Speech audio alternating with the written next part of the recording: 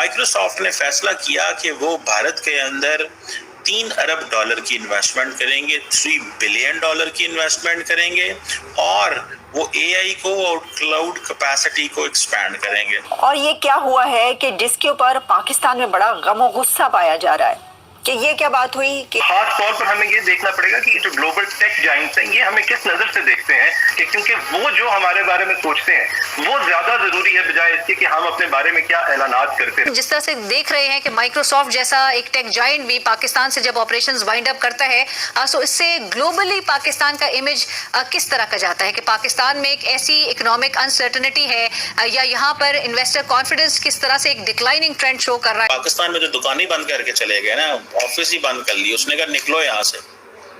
मुझे तो कुछ समझ नहीं आ रही हमने क्यों रोका नहीं है उन्हें। और पाकिस्तान में अगर यही कुछ होता रहेगा तो इस मुल्क के मुस्तकबिल के हवाले से आप क्या बात कर सकते हैं? जो कौमों की इज्जत है ना वो इस चीज से होती है कि एक कौम कितनी स्ट्रांग है, उसकी रियासत कितना फोकस करती है अपने अवाम की वेल बीइंग पे। अब ये जो वो 2 सालों में वहां पे इन्वेस्टमेंट करने जा रहे हैं और अब देखिए ना कि कितनी बड़ी तादाद में इंडियंस उससे फायदा उठाएंगे। जो इस वक्त मुल्क के हालात हैं, हम मुसलसल इस बात पर जोर दे रहे हैं कि मौजूदा हुकूमत को, हुक्मरानों को इस बात को समझना होगा कि मुल्क आगे नहीं बढ़ पा रहा। इंडिया उनके लिए सेकंड लार्जेस्ट डेवलपर कम्युनिटी है अमेरिका के बाद, और 2028 में ये सबसे बड़ी कम्युनिटी होगी, लार्जेस्ट, वो जिसे कहते हैं ना डेवलपर कम्युनिटी इंडिया के अंदर होगी बाय 2028। अमेरिका भी पीछे चला जाएगा। सो ये that's where the Indians are into the AI.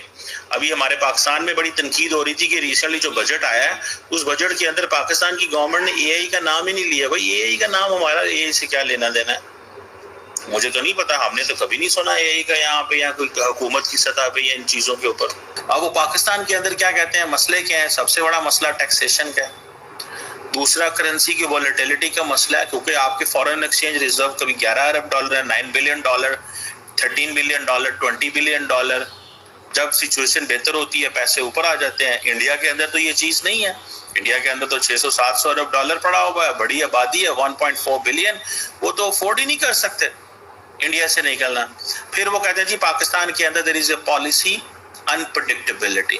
हालांकि पाकिस्तान कोशिश करता है कि फॉरेन कंपनियों को जरा लिफ्ट कराए काफी हद तक, लेकिन इवन देन नहीं होता, इवन देन नहीं होता। समझ रहे हैं आप बात को? सो ये चीज जो है ना, दैट मेक्स द केस। किससे पता ये चलता है कि पाकिस्तान के बारे में तो इनकी जो ग्लोबल टेक मार्केट्स हैं उनकी तो कोई अच्छी रेपुटेशन नहीं है हमारी। ठीक है जी, पाकिस्तान के अंदर रिजीम चेंज होते रहते हैं।